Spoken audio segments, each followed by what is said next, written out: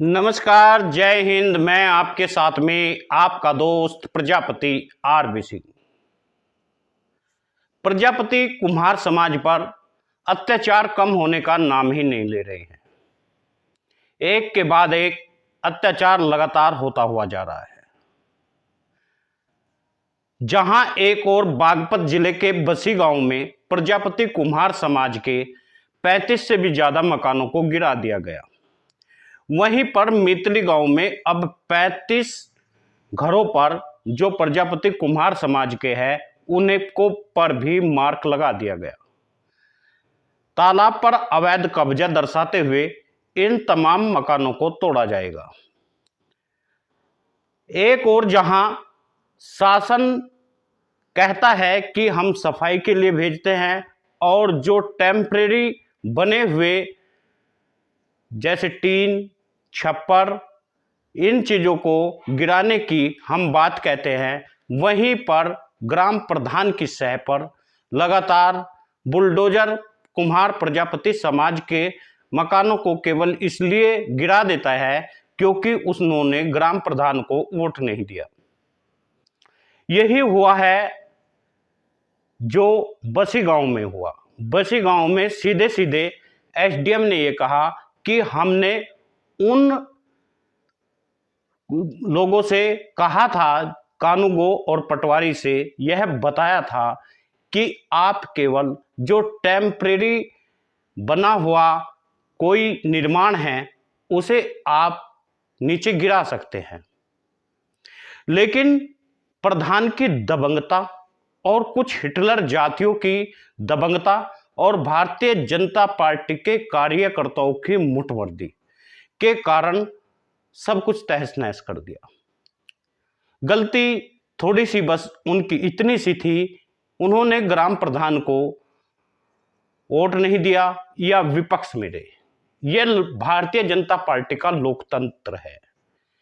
Bharatiya Janata party में इस तरह का लोकतंत्र चलता है। क्योंकि हमने जो लेटर बनाया था वो टेम्परेरी स्ट्रक्चर डिसमेंटल करने के लिए बनाया था। अगर ऐसा हुआ है तो लेखपाल उत्थान को दूर। जो एसडीएम ने कहा वो आपने सुना।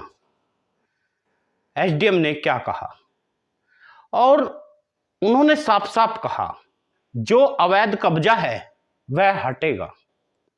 लेकिन इस समय केवल हमने उन लोगों से कहा था जिनके छप्पर बने हुए हैं, टीन बने हुए हैं या टेम्परेरी कोई निर्माण है, उसको हटाया जाए। बसी गांव में हमने देखा बड़ी बड़ी बिल्डिंगें तालाब में बनी हुई है। उस गांव में 4 तालाब है और 4 तालाबों में बड़े बड़ी बिल्डिंगें खड़ी हुई है उन हिटलर जातियों की, जो कि वहां पर मीडिया को निशाना बना रही थी।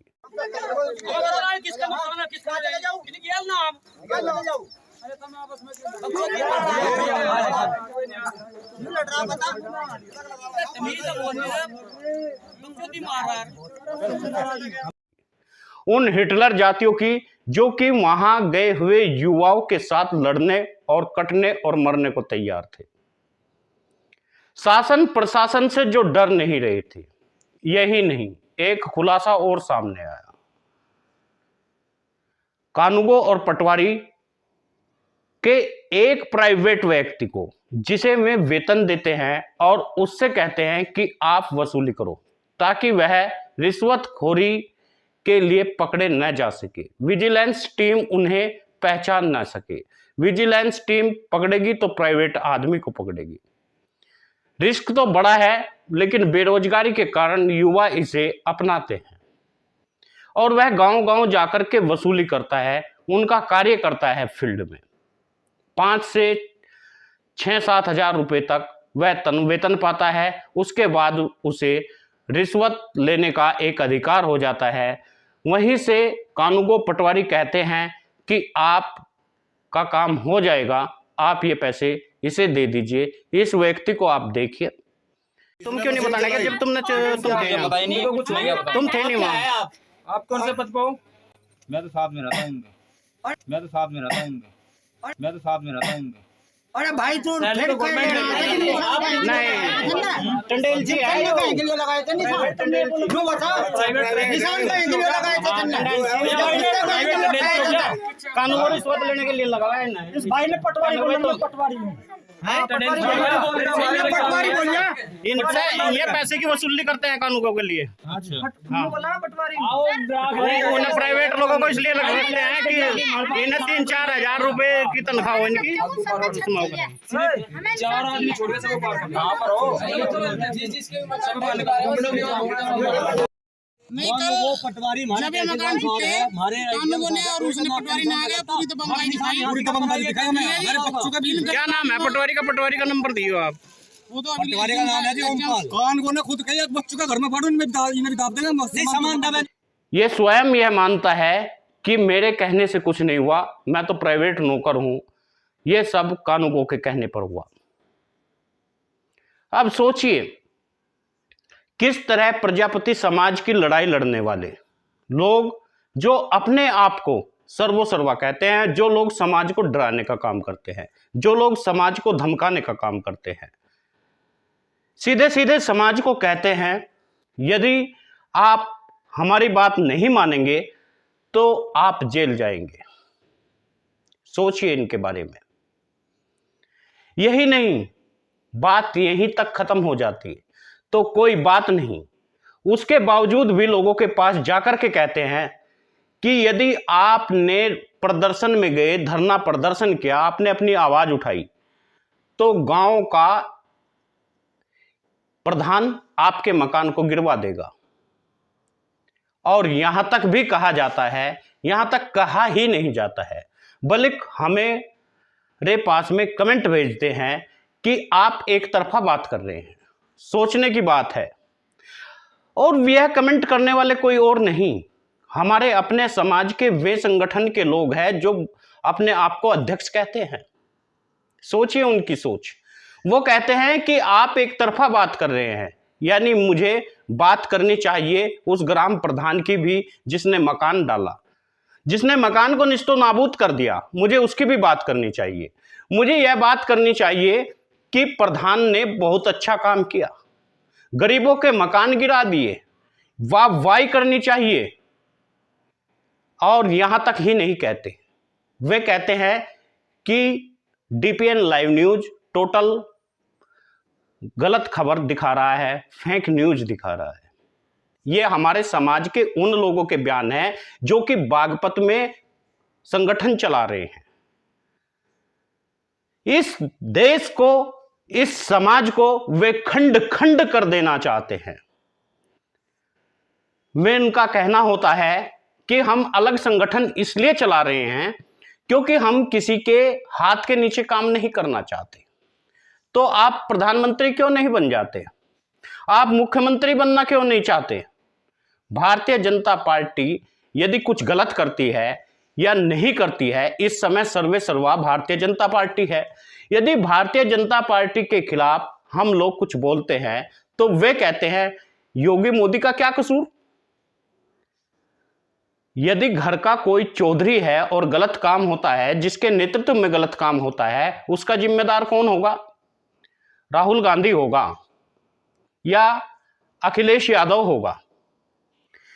उनका कहना यह होता है कि भले ही भारतीय जनता पार्टी प्रजापति समाज के लोगों के मकान ढा दे, भले ही भारतीय जनता पार्टी के लोग हमारे लोगों को गुलाम बना दे, भले ही भारतीय जनता पार्टी के लोग हमारे लोगों को दाने दाने के लिए मोहताज कर दे, लेकिन बुराई आप करो तो अखिलेश यादव की करो, बुराई करो तो आप राहुल गांधी की करो।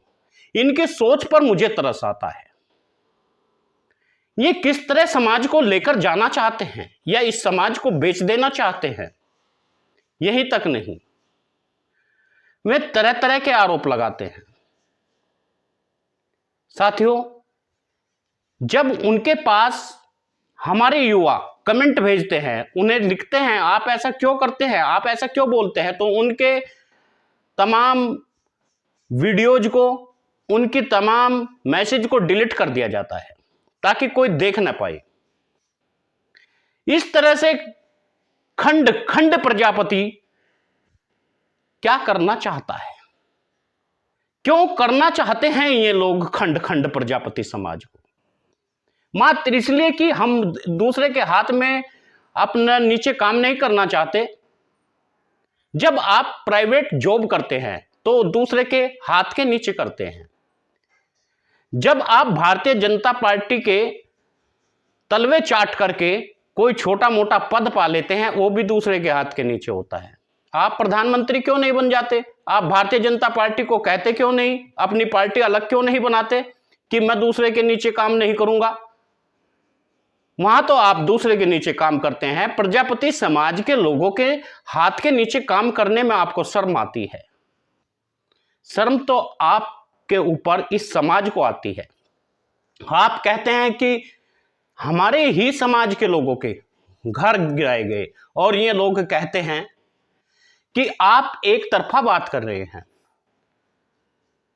क्या पीड़ित की बात न करके उन दबंग लोगों की करें जो हमें लगातार कहते हैं कि ये कमीन जाति के लोग पहले तालाब को घेरते हैं और फिर बेचकर निकल जाते हैं? साथियों, निर्णय आपको करना है, आपको बताना है आखिर करें क्या।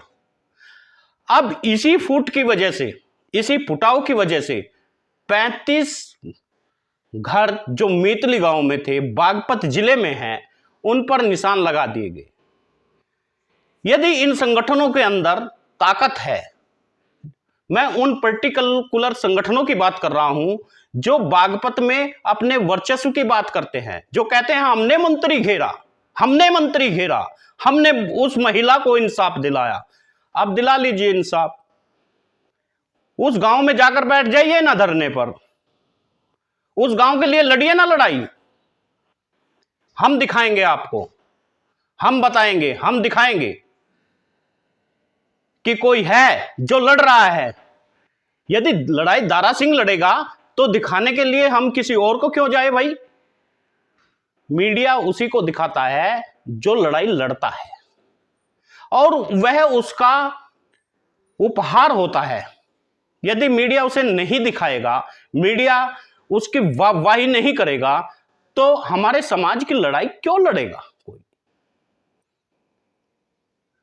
उसके उत्साहवर्धन करने के लिए मीडिया को दिखाना पड़ता है, और वही धर्म मीडिया अपना निभा भी रहा है। हम अपनी प्रशंसा नहीं कर रहे हैं, हम प्रशंसा कर रहे हैं उन लोगों की जो इस देश में, इस समाज में लड़ाई लड़ रहा है। चाहे वह राजस्थान से नारायण प्रजापति हो, चाहे बिहार से समन्वय समिति के लोग हों, और चाहे मध्य प्रदेश इंदौर से हो, और चाहे भारत में लड़ने वाला राष्ट्रीय प्रजापति कुंभकार महासंघ हो, कोई भी संगठन हो, हम हर किसी को दिखाने का काम करते हैं।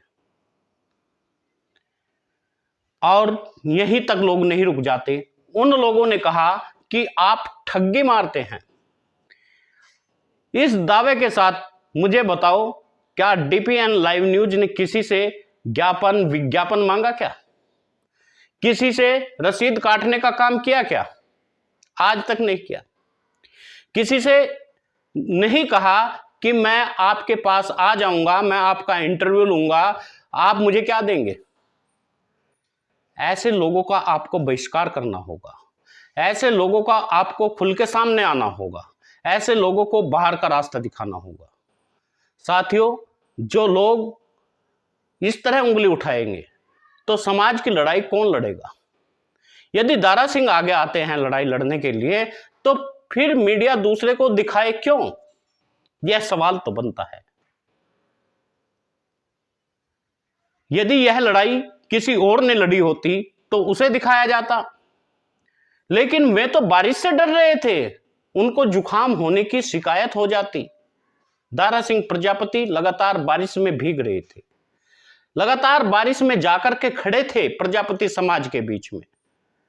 मैंने देखा है उस दृश्य को, और उन लोगों से भी मैंने बात की थी जो वहां के निवासी थे, जो 4 किलोमीटर दूर रहते थे। उन्होंने कहा आज बारिश हो रही है इसलिए हम नहीं जा सकते। आप बारिश में जा नहीं सकते हैं, उसके बावजूद भी कहते हैं कि हम एक तरफा खबर दिखाते हैं। मजे की बात यह रही इन लोगों ने उस आंदोलन को रोकने के लिए 2 घंटे पहले जाकर के उस गांव में मीटिंग करके कहा कि आप मत जाइए, रुक जाइए, आप वहां जाओगे तो आपको कुछ नहीं मिलेगा। और एक आदमी अपने आप खुद जाकर के यह देखने के लिए जाता है कि आखिर कितने लोग वहां पहुंचते हैं। समाज की लाश के ऊपर राजनीति चल रही है, समाज की लाश के ऊपर। छोटे छोटे बच्चे जो दूध पीते बच्चे थे, उनके बीच में यदि ये लोग बैठ जाते तो शायद इनका नाम आ जाता, लेकिन नाम इसलिए नहीं आया क्योंकि ये चारों तरफ घूमते रहे, समाज को हतोत्साहित करते रहे और समाज को यह कहते रहे रूपरेखा है क्या, कोई रूपरेखा है संगठन की, कोई रूपरेखा है इस आंदोलन की। आप अपने साथ 2 आदमी लेकर नहीं आते हैं और अपना नाम कराना चाहते हैं। ये कहां की न्याय है? यह तमाम लोगों को निर्णय करना होगा। ऐसे छोटे छोटे संगठन लगातार प्रजापति समाज में उभरते हुए दिखाई देते हैं। इनसे कोई गुरेज नहीं है, लेकिन इन संगठनों को लड़ाई लड़नी चाहिए, कम से कम वहां जाकर खड़ा हो जाना चाहिए। साथियों, आपसे निवेदन है, ऐसे लोगों को आपको रास्ता दिखाना है, समाज की आवाज को उठाना है, तो आप वीडियो को शेयर जरूर करिएगा। न्यूज़ चैनल को सब्सक्राइब कर लीजिए ताकि हर खबर आप तक पहुंच सके।